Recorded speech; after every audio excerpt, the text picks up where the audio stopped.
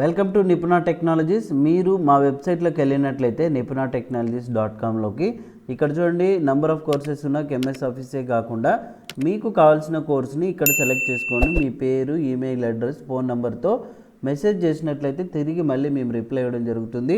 లేదంటే ఇక్కడ కాల్ చేయండి. గుంటూరు అండ్ విజయవాడలో ఉన్న వాళ్ళు డైరెక్ట్గా మా ఇన్స్టిట్యూట్కి వచ్చి కలిసొచ్చు. చూడండి, లాస్ట్ క్లాస్లో మనం మైక్రోసాఫ్ట్ ఎక్సెల్లో రోస్ని ఇన్సర్ట్ చేయడము, కాలమ్స్ని ఇన్సర్ట్ చేయడము, డిలీట్ చేయడము, రో హైట్, కాలం విడ్త్ పెంచడం జరిగింది కదా.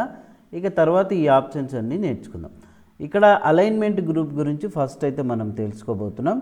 ఇక్కడ ఏంటంటే ఈ పర్టికులర్ సెలెక్టెడ్ డేటాకి అంతటికీ కూడా ఓకే. సో మనం అలైన్మెంట్ సెంటర్ కావాలనుకుంటే సెంటర్ పెట్టుకోవచ్చు, లెఫ్ట్ కావాలంటే లెఫ్ట్, రైట్ కావాలంటే రైట్ పెట్టుకోవచ్చు. దీన్ని హారిజాంటల్ అలైన్మెంట్ అంటారు.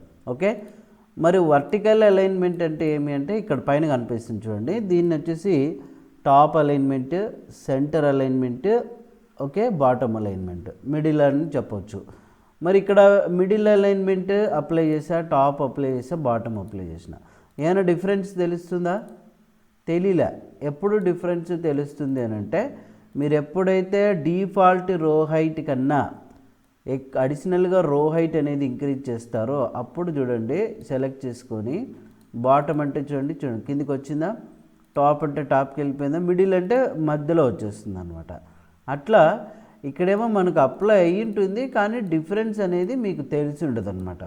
కాబట్టి అట్లా హారిజాంటల్గా అలైన్మెంట్ సెంటరు, వర్టికల్గా అలైన్మెంట్ సెంటరు పెట్టుకోవచ్చు. అట్ ఏ టైము రెండు కూడా ఒకేసారి మార్చుకోవచ్చు అనమాట. ఓకే, అయితే ఇప్పుడు మనం మైక్రోసాఫ్ట్ ఎక్సెల్లో గమనించాల్సింది ఏంటంటే ఇక్కడ ఫాంట్ గ్రూప్ కానీ, అలైన్మెంట్ గ్రూప్ కానీ, నంబర్ ట్యాబ్ గ్రూప్ కానీ, ఓకే, ఈ మూడింటిలో ఎక్కడో ఒక చోట మీరు ఇక్కడ చిన్న యారో ఉంది కదా బాటమ్ రైట్లో, దీన్ని డైలాగ్ బాక్స్ లాంచర్ అంటారు. దీని మీద క్లిక్ చేయండి. ఎప్పుడైతే మీరు ఇక్కడ ఈ డైలాగ్ బాక్స్ లాంచర్ మీద క్లిక్ చేస్తారో ఇట్లా ఫార్మాట్ సెల్స్ అని ఒక డైలాగ్ బాక్స్ వస్తుంది. లేదంటే మీ కీబోర్డ్లో Ctrl+1 అయినా ప్రెస్ చేయొచ్చు. ఓకే, లేదా ఇక్కడ రైట్ మౌస్ బటన్ని ప్రెస్ చేసి కింద ఫార్మాట్ సెల్స్ అని ఉంటుంది చూడండి, ఇక్కడైనా మీరు క్లిక్ చేయొచ్చు. ఇలా వస్తుంది. దీంట్లో నంబర్డ్ ట్యాబ్ అని, అలైన్మెంట్ ట్యాబ్ అని, ఫాంట్ ట్యాబ్ అని, బార్డర్ ట్యాబ్ అని ఇట్లా ఉంటాయి. ఓకే, ఫస్ట్ అలైన్మెంట్ ట్యాబ్ విషయానికి వస్తే ఇక్కడ హారిజాంటల్ అలైన్మెంట్, వర్టికల్ అలైన్మెంట్ ఉన్నాయి. హారిజాంటల్ అలైన్మెంట్ సెంటర్ అంటే సెంటర్కి వస్తుంది. ఇందాక మనం ఇక్కడ చేసామే అవే ఇవి అనమాట. ఓకే, జనరల్ అంటే మామూలుగా లెఫ్ట్ ఉంటుంది. ఓకే బటన్ని ప్రెస్ చేసిన. ఇప్పుడు ఇక్కడ నేమ్ ఆఫ్ ది క్యాండిడేట్ అని టైప్ చేసిన, ఎంటర్ ప్రెస్ చేయగానే చాలామంది ఎక్సెల్ అనేది చేసినప్పుడు మీకు తెలియకునే విషయం ఏంటంటే మీకు అర్థం కాదు కాబట్టి తెలియకున్న వాళ్ళకి అది ఎక్కడో కట్ అయిపోయింది మ్యాటర్, కొంచెం మాత్రమే వస్తుంది అనుకుంటాం, అవునా? సో ఇక్కడ యాక్టివ్ సెల్ ప్లేస్ చేసినప్పుడు మీరు గమనించాల్సింది ఏంటంటే ఇక్కడ ఫార్ములా బార్ ఉంది కదా, నేమ్ ఆఫ్ ది క్యాండిడేట్ అని. సో చూడండి ఇక్కడ మొత్తం కనపడుతుంది, ఇక్కడ తక్కువే కనపడుతుంది. కానీ నాకు విడ్త్ అనేది పెంచుకోకూడదు. అప్పుడు ఏం చేయాలి, అదే సెల్లో మల్టిపుల్ లైన్స్గా బ్రేక్ కావాలంటే ఇక్కడ అలైన్మెంట్ దాంట్లో ఈ డైలాగ్ బాక్స్ లాంచర్ మీద క్లిక్ చేయండి. ఈ టెక్స్ట్ కంట్రోల్స్లో ర్యాప్ టెక్స్ట్ అని ఉంటుంది చూడండి, దీని మీద క్లిక్ చేయండి. ఓకే, వచ్చిందా నేమ్ ఆఫ్ ది క్యాండిడేట్ అనేది. ఇక పైన మీకు అవసరమైతే ఇంకా కొంచెం విడ్త్ అనేది పెంచుకోవచ్చు అనమాట. ఇక్కడ రోకి డబుల్ క్లిక్ చేస్తే ఏమవుతుంది, ఆటో ఫిట్ అవుతుంది. మళ్ళీ ఇక్కడ వద్దనుకుంటే టిక్ మార్క్ తీసేయచ్చు. అదే ర్యాప్ టెక్స్ట్ ఇక్కడే చేసుకోవచ్చు మీరు. కొన్ని కంప్యూటర్లో ఓన్లీ ఇట్లా సింబల్ కనిపిస్తుంది, రెజల్యూషన్ బట్టి మీకు కనిపిస్తూ ఉంటుంది చూడండి. ర్యాప్ టెక్స్ట్ అని ఉందా, క్లిక్ చేస్తే మల్టిపుల్ లైన్స్గా బ్రేక్ అవుతుంది అనమాట. రైట్, ఇక పైన ఒక రోని అడిషనల్గా ఇన్సర్ట్ చేయాలంటే ఏం చేయాలి చెప్పండి. ఇక్కడ రైట్ మౌస్ బటన్ని ప్రెస్ చేయండి, ఇన్సర్ట్ నొక్కండి, ఎంటైర్ రో ఆప్షన్ తీసుకోండి. ఓకే అంటే పైన ఒక రో వచ్చేస్తుంది. ఇప్పుడు ఇక్కడ స్టూడెంట్స్ మార్క్స్ లిస్ట్ అని టైప్ చేస్తున్నాను. ఇక్కడ ఈ టెక్స్ట్ అనేది ఈ మధ్యలోకి రావాలి. మనం ఇక్కడ అలైన్మెంట్ సెంటర్ అని కొడితే ఇక్కడ ఉంటుంది మధ్యలో, ఆ మధ్యలోకి రాదు. ఈ సెల్లులు అన్నీ కలిపి ఒకే సెల్గా మార్చాలంటే మొత్తం సెల్స్ని సెలెక్ట్ చేసుకోవాలా, అలైన్మెంట్లోకి వెళ్ళాలి. ఇక్కడ మీకు మర్జ్ సెల్స్ అని చూడండి, ఇందులో దీని మీద క్లిక్ చేయండి. ఓకే బటన్ ఎప్పుడైతే మనం ప్రెస్ చేస్తామో చూడండి, ఇది మర్జ్ అయిపోయిందా. సెంటర్లోకి రావాలంటే అలైన్మెంట్ సెంటర్ కొట్టండి, సెంటర్ అయిపోయింది. అంటే అన్ని సెల్స్ కలిపి ఒకే సెల్గా మారిపోయింది. వద్దు అని అనుకుంటే మళ్ళీ ఇక్కడ మర్జ్ సెల్ తీసేయండి, అలైన్మెంట్ లెఫ్ట్ తీసేయండి. అట్లా కాకుండా ఇప్పుడు అట్ ఏ టైం ఇట్లా హారిజంటల్గా కావచ్చు, ఇట్లా వర్టికల్గా కావచ్చు, ఆ సెల్స్ మర్జ్ అయిపోయి అలైన్మెంట్ సెంటర్ కావాలంటే ఇక్కడ మర్జ్ అండ్ సెంటర్ కొట్టండి. ఇక్కడ ఆప్షన్ చూడండి, దీని మీద క్లిక్ చేయండి, మర్జ్ అండ్ సెంటర్ అయిపోతుంది అనమాట. ఇట్లా రైట్. వద్దనుకుంటే మరి ఇక్కడే క్లిక్ చేసుకోవచ్చు. ఈ పక్కన యారో మీద క్లిక్ చేస్తే మర్జ్ అక్రాస్ అంటే ఓన్లీ మర్జ్ అవుతుంది, మర్జ్ సెల్స్ అంటే చూడండి మర్జ్ అయిపోతుంది, అన్మర్జ్ అంటే అన్మర్జ్ అయిపోతుంది. సింపుల్గా మీరు ఈ మధ్యలో నొక్కితే అయిపోయి రైట్. అట్లా మీరు మర్జ్ సెల్స్ ఉపయోగించుకోవచ్చు.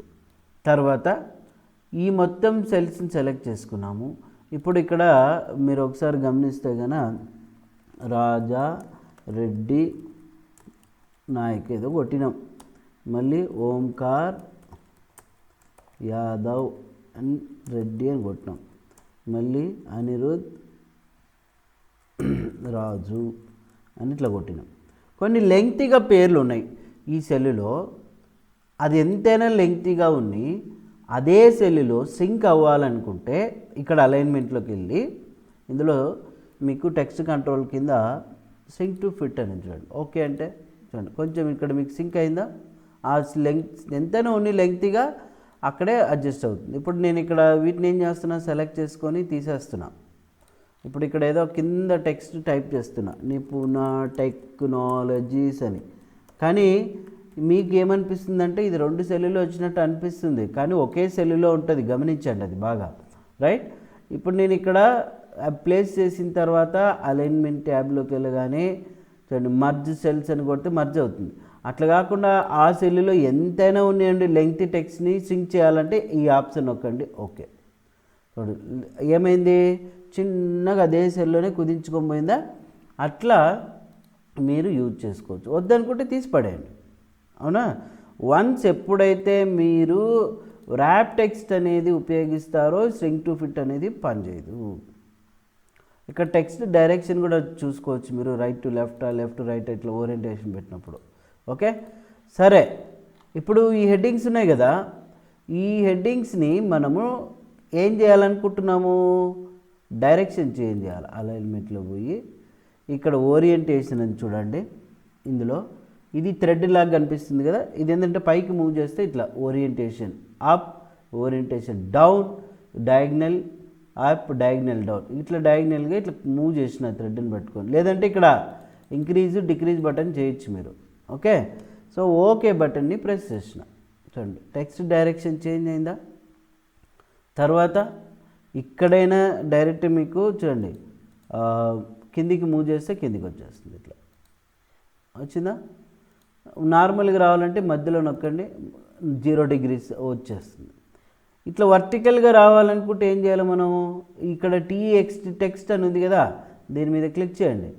ఓకే చూడండి వచ్చింది. ఇట్లా అక్కర్లేదనుకుంటే మళ్ళీ అక్కడే వెళ్ళి క్లిక్ చేసి ఓకే బటన్ని ప్రెస్ చేయండి.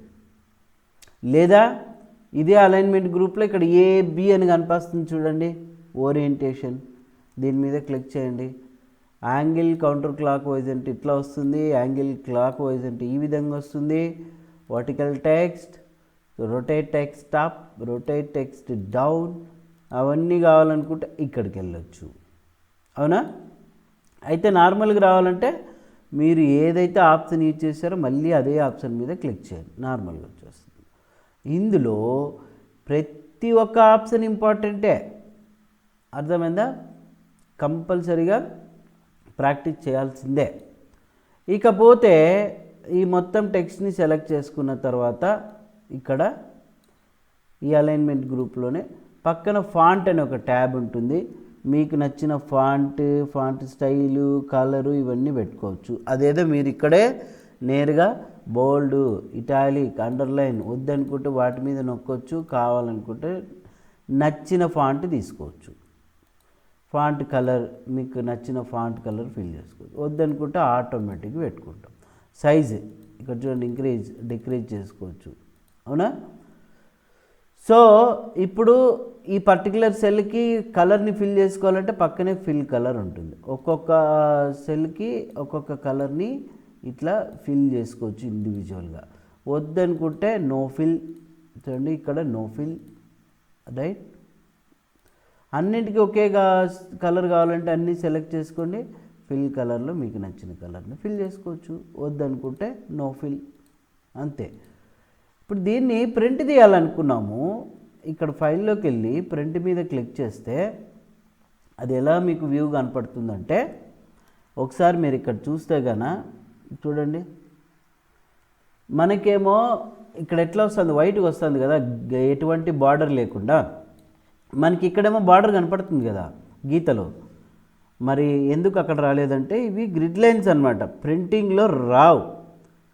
కాబట్టి మనం ఏం చేయాలంటే గ్రిడ్ లైన్స్కి బార్డర్ పెట్టుకోవాలి. ఎట్లా, సెలెక్ట్ చేసుకొని మీరు ఇక్కడ కానీ ఎక్కడో చోట డైలాగ్ బాక్స్ లాంచర్ మీద క్లిక్ చేస్తే ఫార్మాట్ సెల్స్ వస్తుంది. ఇక్కడ బార్డర్ అని చూడండి, ఇందులో బార్డర్ ట్యాబ్లోకి వెళ్ళండి, మీకు నచ్చినటువంటి బార్డర్ స్టైల్ పెట్టుకోవచ్చు. ఓకే, ఇప్పుడు అవుట్లైన్ అంటే ఇట్లా చుట్టూ బాక్స్ వస్తుంది. ఇన్సైడ్ మీద క్లిక్ చేస్తే ఏమవుతుందంటే లోపల రోస్ అండ్ కాలమ్స్కి వచ్చేస్తుంది. ఓకే, చూడండి వచ్చిందా. మరి బార్డర్ స్టైల్, కలరు ఇవన్నీ మారిపోవాలంటే ఈ బార్డర్ ట్యాబ్లోకి వెళ్ళి ఫస్ట్ ఇక్కడ స్టైల్ తీసుకోవాలా, కావాల్సిన కలర్ తీసుకోవాలి. ఇప్పుడు ఇక్కడ అవుట్లైన్ ఇన్సైడ్ మీద క్లిక్ చేసి ఓకే అంటే చూడండి వచ్చిందా. ఇప్పుడు మళ్ళీ కలర్ని ఫిల్ చేసుకోవచ్చు. మీరు మీకు నచ్చిన చోట ఇక్కడ ఫిల్లోకి వెళ్ళి మీకు కావాల్సిన కలర్ సెలెక్ట్ చేసుకొని ఫిల్ చేసుకోవచ్చు, లేదా ఇక్కడైనా అదే సేమ్ ఒకటే. వద్దనుకుంటే నో ఫిల్. మరి బార్డర్ తీసేయాలంటే ఏం చేయాలో సెలెక్ట్ చేసుకోవాలా, ఇక ఎక్కడో చోట క్లిక్ చేయండి, పైనేమో బార్డర్ ట్యాబ్లోకి వెళ్ళండి, ఇక్కడ నన్ బార్డర్ కలర్ కూడా ఇక్కడ నన్ అని తీసుకో ఓకే అంటే వెళ్ళిపోతుంది. లేదు నాకు చాలు ఊరికే ప్లెయిన్ బార్డర్ కావాలనుకుంటే సెలెక్ట్ చేసుకోవడము, మీరు ఇక్కడ బార్డర్లోకి వెళ్ళి ఆల్ బార్డర్ మీద క్లిక్ చేస్తే చూడండి బార్డర్ వచ్చేస్తుంది. వద్దనుకుంటే no border. Border colour style అన్నీ కావాలనుకుంటే లైన్ స్టైల్ పెట్టుకోవచ్చు, లైన్ కలర్ పెట్టుకోవచ్చు, డ్రా బార్డర్ పెట్టుకోవచ్చు, ఇవన్నీ యూజ్ చేసుకోవచ్చు అన్నమాట. మీరు క్లియరా? ఇట్లా మీకు నచ్చినట్టుగా సెట్ చేసుకోవచ్చు. వద్దనుకుంటే నో బార్డర్ పెట్టుకోవచ్చు అన్నమాట, రైట్. సరే, ఇక నంబర్ ఫార్మాట్ విషయానికి వద్దాం. ఇక్కడ నంబర్స్ ఉన్నాయి కదా, వీటిని డెసిమల్ ప్లేసెస్లోకి మార్చుకోవాలనుకుంటే ఇక్కడికి వెళ్ళచ్చు. ఇందులో నంబర్ ట్యాబ్ అని ఉంటుంది, డిఫాల్ట్గా జనరల్లో ఉంది. మనకు డెసిమల్స్లో కావాలనుకుంటే ఈ టోటల్ వాల్యూ సెలెక్ట్ చేసుకున్నాం కదా, ఇప్పుడు వీటిని సెలెక్ట్ చేసుకున్నాము. ఇక్కడ డైరెక్ట్గా నంబర్లోకి వెళ్తే చూడండి, ఇక్కడ ఎగ్జాంపుల్ చూపిస్తుంది డెసిమల్ ప్లేసెస్ మీకు ఎన్ని కావాలా, 2నా 3నా, ఇక్కడ ఇంక్రీజ్ చేసుకోవచ్చు మీ ఇష్టం. ఓకే బటన్ని ప్రెస్ చేస్తే చూడండి ఇట్లా డెసిమల్ ప్లేసెస్ వస్తాయి. తగ్గించుకోవాలంటే ఇక్కడైనా మనం యూజ్ చేసుకోవచ్చు, ఇంక్రీజ్ చూడండి, డిక్రీజ్ డెసిమల్స్. ఇంక్రీజ్ డెసిమల్స్ అంటే పెరుగుతాయి. సో మరి మనకు ఇవి ఉపయోగపడతాయి, దీనికి బాగా డెసిమల్ ప్లేసెస్ ఉపయోగపడతాయి. ఇంక్రీజ్ డెసిమల్ అంటే చూడండి పెరుగుతాయి ఇట్లా, డిక్రీజ్ డెసిమల్ అంటే తగ్గుతాయి. ఏదైతే 0.5 పైన ఉందో అది ఆటోమేటిక్గా ఏమవుతుందంటే 1కి కన్వర్ట్ అయిపోతుంది. చూడండి ఇది 106 వచ్చింది, అవునా, ఇది 61 వచ్చింది కదా. ఇట్లా నంబర్ ఫార్మాట్స్ పెట్టుకోవచ్చు. దీనిలోనే ఇప్పుడు మనం ఇక్కడ ఏం చేస్తున్నాం, ఇంక్రీజ్ చేస్తున్నాం కదా, వీటినే ఓ నంబర్ ఫార్మాట్లోకి మార్చుకోవాలనుకుంటే అది కరెన్సీ టైప్లో కావాలనుకోండి, కరెన్సీ టైప్లో వస్తుంది. అదే మాదిరిగా accounting related, date related, okay, మళ్ళీ మనకు పర్సంటేజ్ టైప్ కానీ ఫ్రాక్షన్ టైప్ కానీ ఇట్లా పెట్టుకోవచ్చు. ఇప్పుడు నేను దీన్ని 5.5 అని టైప్ చేస్తున్నా, 3.75 అని టైప్ చేస్తున్నా, 4.25 అని టైప్ చేస్తున్నా. వీటిని ఫ్రాక్షన్లోకి మార్చాలంటే సెలెక్ట్ చేసి నంబర్లోకి వెళ్ళి ఫ్రాక్షన్ అని తీసుకుంటే ఇక్కడ చూపిస్తుంది చూడండి, మీకు హాఫ్ కావాలా హాఫ్, ఓకే, 1/4 కావాలా 1/4. ఇప్పుడు ఓకే అన్న చూడండి ఇక్కడ ఏమవుతుంది, ఇట్లా వచ్చేస్తుంది 5/2, 5 3 3/4, 4 1/4. ఇట్లా ఫ్రాక్షన్లోకి మార్చుకోవచ్చు. అదే మనకు ఇట్లా కావాలనుకోండి హాఫ్స్, ఈ రకంగా వస్తుంది. అవునా? ఇట్లా మనకు నంబర్ ఫార్మాట్స్ అనేది చేంజ్ చేసుకోవచ్చు. ఒకవేళ ఏ ఫార్మాట్లో ఉన్నా నాకు నార్మల్గా కావాలంటే జనరల్ అనే ఆప్షన్ తీసుకోండి, సరిపోతుంది, అంతే. ఓకే, ఇట్లా మీరు నంబర్ ఫార్మాట్లో ఇంకొక పద్ధతి కూడా చేసుకోవచ్చు. ఆధార్ నంబర్ కొడతారు కదా మీరు, 4 అంకెల ఆధార్ నంబరు, సో అది 12 ఉంటుంది నంబరు. అప్పుడు మీరు ఏం చేయాలి, ఎంటర్ కొడితే అది ఎక్స్పోనెన్షియల్ వాల్యూ కిందకి వెళ్ళిపోతుంది. మరి ఇప్పుడు నాకు ఆధార్ నెంబర్ రావాలంటే ఇక్కడికి వెళ్ళి చూడండి, కస్టమ్ అని ఉంటుంది కదా, ఇక్కడ 0 కొట్టండి, ఈ 0 అనేది తీసుకోండి, ఓకే అంటే అయిపోయి సింపుల్గా మీ ఆధార్ నెంబర్ మీకు డిస్ప్లే అవ్వడం జరుగుతుంది అన్నమాట. రైట్, ఇట్లా మీరు నంబర్ ఫార్మాట్లో ఇవి నేర్చుకోవచ్చు. ఓకేనండి, బట్ ఇవి ప్రతి ఒక్కటి ఇంపార్టెంటే ఇందులో.